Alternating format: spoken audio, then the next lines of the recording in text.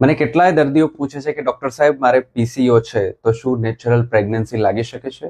એનો સ્પષ્ટ જવાબ છે હા, પણ શરત એટલી છે કે એના માટે તમારા હસબન્ડનો સેમિનનો રિપોર્ટ નોર્મલ હોવો જોઈએ તથા તમારી બંને ફેલોપિયન ટ્યુબ્સ ઓપન હોવી જોઈએ. આ ઉપરાંત શરીરમાં કોઈ મેજર મેડિકલ કન્ડિશન ના હોવી જોઈએ.